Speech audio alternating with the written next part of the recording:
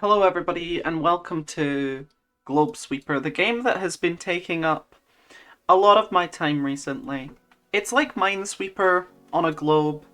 As you can see, there are hexagons instead of squares, and it's just a vibe. Honestly, this game's pretty awesome. It's very highly replayable. I've spent entirely too much of my time since I got this game playing this game, and it's basically just, I mean, this hexagons mode is basically an easier version of Minesweeper, and you're probably wondering, well, why is it easier? A hexagon has more sides. But when you consider the diagonals in normal Minesweeper, well, there are none of those in this. There's only 6 points of contact. And so there's actually a lot fewer cases you need to worry about when playing this version of Minesweeper, which I really appreciate because it has allowed me to just kind of learn them all and start like vibing, right? I can just like play the game and I don't need to worry about trying to... And you know, you might think like, oh, that's not as interesting because you're just learning all the cases and then, you know, repeating the same thing over and over ad infinitum, which I kind of get why you'd think that's less interesting. I misclicked. I kind of get why you'd think that's less interesting, but also like every Minesweeper variant, including the original Minesweeper, is going to it's going to reach that singularity eventually. Like, you're eventually going to learn all the cases, no matter what you do. So hexagons has just allowed me to get to that point quicker, and I think it's fun. It's very relaxing, and you know, trying to like improve on my time as somebody who's pretty speedrun focused just in general with games, it's been pretty satisfying, and yeah, I really enjoy this game. It was gifted to me by a friend, and ever since then I have played it pretty consistently every day. Basically all of my friends are playing it, and it's kind of funny because it's like, you know, I thought I had a lot of hours in this. I put like 26 hours in the first like couple weeks that I got it. I thought that was a lot of hours of playing Sweeper, to be honest. All of my friends have more. My friends have like, one of them has like 50 hours. Some others have like in the realm of 20, 30. Pretty consistently more than me though, which is funny because I thought that I was like playing the game a lot more than people, and it turns out that I wasn't. I was actually playing the game not as much. But I think the difference is that, okay, this game has different modes, right? And I'll show those off in this video. But right now we're playing hexagons. This game has other modes. I have only played hexagons. Like, I've tried the other modes, but my first love was hexagons, and for the considerable future, I think hexagons is what I'm going to be playing, because I want to get as good as possible at hexagons. And there's one thing I know that I can do to improve, which is use WASD to move the camera. Right now I'm using, like, I'm dragging to move the camera, which isn't slow, but it's a lot slower because you can't move the camera and solve bits of the board at the same time. So that's a hexagons map. That's basically what it looks like when you solve a hexagons map in a couple minutes. You can see here my friend's leaderboard. Here we go. You can see I'm second on this leaderboard, and some of my friends are not as fast, but that's fine. And yeah, so I guess we'll look at the other modes. The like kind of standard is I'm gonna turn the spherized cube version off, actually. You got normal mine. It's kind of like normal Minesweeper. and it's kind of not because it wraps around. So the wrapping around does make it slightly different from normal Minesweeper, but by and large, it has a lot of similarities to normal Minesweeper. And I'm not great at this, but I do play normal Minesweeper. Like I do play it occasionally, so I more or less can solve like bits of this, probably, but it is considerably harder because there's now 8 points of contact compared to the hexagons, which have 6 points of contact. And also, I find it hard to visualize the corner situations here. Like, this tile is also touching this tile, and that is non-obvious, I think. So the readability leaves something to be desired, right? But at the same time, making it into a spherized version of a cube, which you can do, that is an option, in my experience, doesn't really make it easier. It's kind of equally hard to read, but that's 5, so we're getting something right here. The good thing about the good thing about Globesweeper compared to Minesweeper, and there are no guess versions of Minesweeper, but the standard version of Minesweeper contains guesses. In fact, 95% of expert games in Minesweeper contain at least one guess, one 50-50.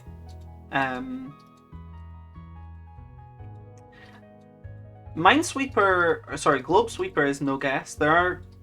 You can turn on guesses, like it's an option in the settings to turn on guesses, but you don't need to subject yourself to that, and the default setting is no guess, which is fantastic. I find it really, like, a lot more rewarding to play no guess, but I'm still trying. I'm trying really hard, actually, to beat Minesweeper with guesses, because I know that, like, that's the normal standard mode, so I think, like, oh, I should at least try to beat it, even if it's not necessarily as rewarding. Like, it's better if I at least try to beat it. That's kind of my perspective on the guesses thing. Like, I don't love guesses, but I do want to try and beat Minesweeper with guesses. And guesses can also be fun in ways that no guess isn't, because getting the guess right is satisfying, but it doesn't feel very skillful. But there is an aspect of it with Minesweeper where it's like, okay, you know, technically that was a guess. Sometimes you guess when it doesn't have to be a guess, because you haven't learned all the cases, so you don't necessarily know. So there is a really fun aspect of it where it's like, okay, I need to learn to identify when is it actually a guess, because a lot of the time, especially early on when I started playing Minesweeper, which was recent, it was a recent development that I started playing Minesweeper. Oh, we're actually really close to finishing this here. Woo! I've actually not beaten a square game on Globesweeper before. That was pretty satisfying. Let me check the scoreboard. And I was faster than most of my friends. That's kind of... I guess I've been playing enough Minesweeper Classic that it makes sense, right? Like, even if I'm not playing the Globe version, it makes sense that I was able to solve it pretty quickly. And the hardest mode is triangles, because with triangles they have 12 points of contact, and this is kind of hard to visualize. So what I'm going to do is I'm going to go to the how to play. You see here, all of these yellow tiles are touching the middle triangle tile. So triangle mode is kind of difficult. I'm not gonna try to explain it because I'm not good at it. I've barely played triangles, and I'm not convinced that I could solve it. I'm not convinced that I could solve a triangle game. I'm gonna give it a try here, but I've kind of been avoiding it just because it's so much... Like, the complexity of triangles is like a degree above any other mode. It's really tricky. Like, I'm looking at this now and I cannot figure out the next move. And I never hesitated this much when I was playing the other game modes, so you can kind of see the problem that I'm having here, because this one is touching these two tiles, so that's a 50-50. But there must be some solution. But this 2 is touching these two tiles, so what is it, right? And I'm thinking like, okay, if I make it this the 2, then it solves that 2 and these two 2s. Oh. But equally, if I make this the 2, like, how am I supposed to discern which of these is correct? I don't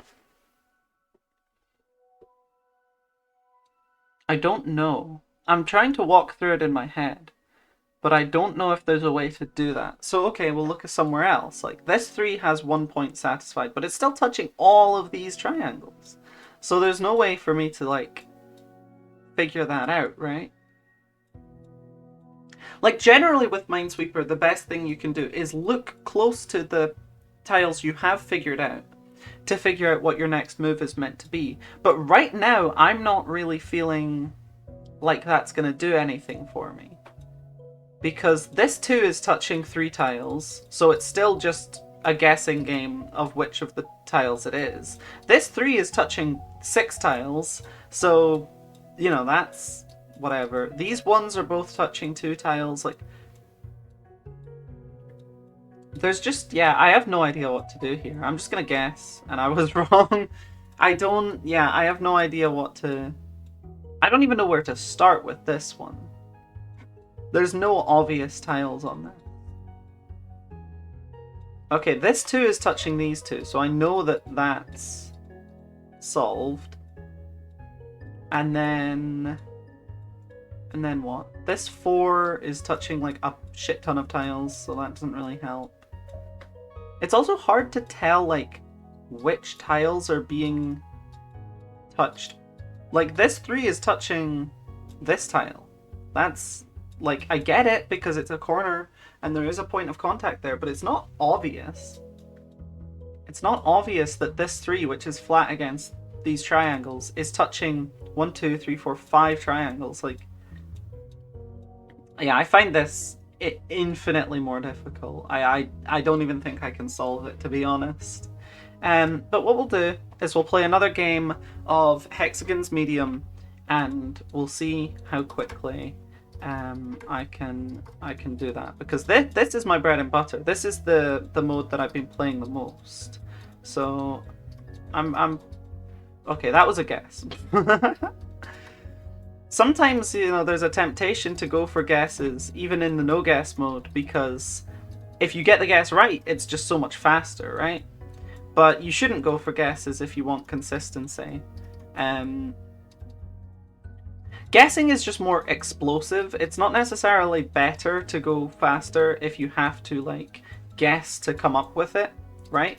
Like, I might be able to beat my friends... Like, if my friend's slightly better than me, I might be able to beat their time by guessing and getting a really good, like, solve that way. But my friend's still better than me, so they will beat that time without the guesses at some point, right? Because nobody should factor guesses into their game plan until it's, like, impossible for them to go faster without guesses. Which I do believe is probably a point that exists, because at some point, like, reaction time and recognition just kind of maxes out for an individual. Like, you can't train your reaction time to go any faster than, like, some human limit. In fact, I'm not sure if you can even train your reaction time at all. It might just be like what it is and it doesn't get much better. I don't know. I don't know if that's a question that has been answered by science, or if it's all just speculation. My point being, there will come a point where, like, yeah, you kind of have to factor guesses into your game plan if you're going for, like, the fastest single solve time. But if you're going for,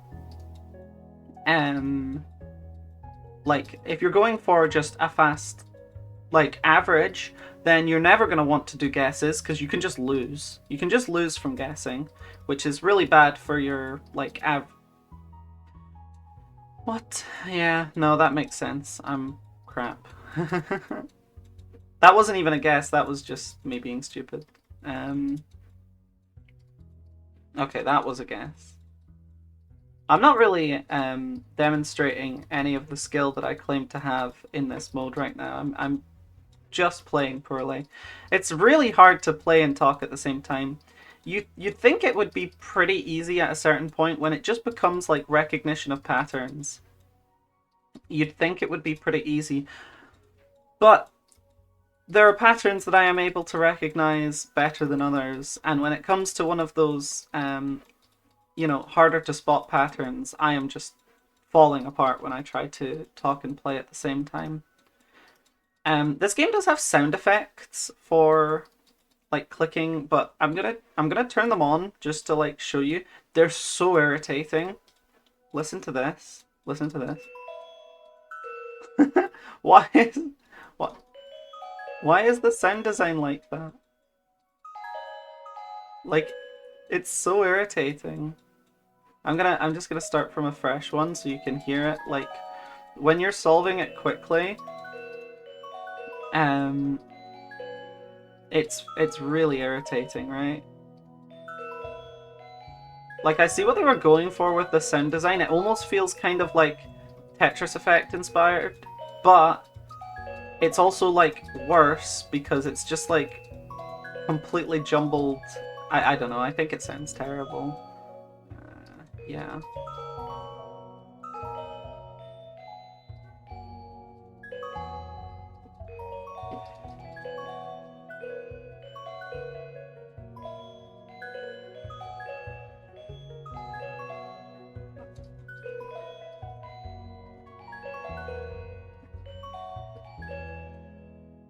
Um.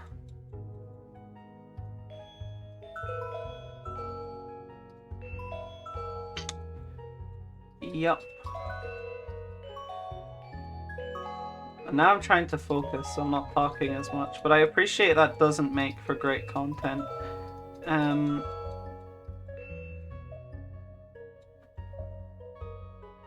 Yeah, this is not going great.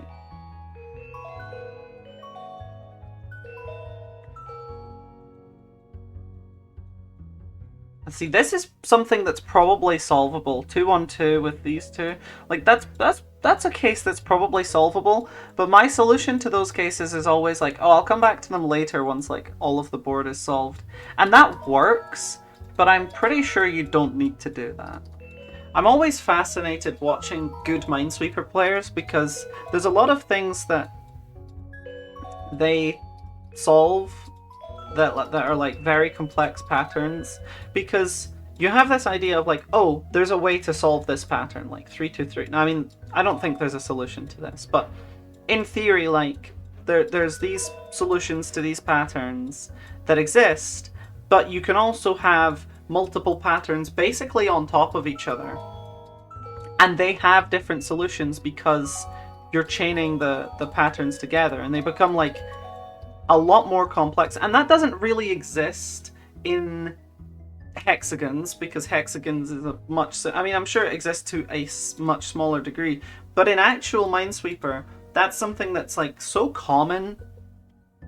Oh yeah, I forgot to say, Globe Sweeper, you can go to colossal size, and it's this huge, there's 1800 mines, and I mean, it's technically not more difficult, it's just longer.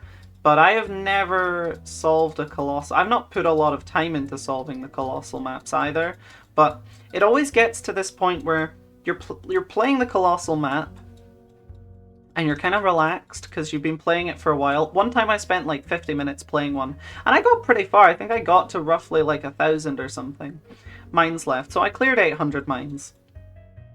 And you just get a bit too relaxed, and you make a silly mistake that you wouldn't normally make. And you lose, and that's the most. Well, that was just a miss, but you can see just how many mines there are. It takes forever for them to all go off here. But that's the most crushing kind of mistake to make, because you know you're better than that, and you just lose. And yeah, that can be tough. See you in the next one.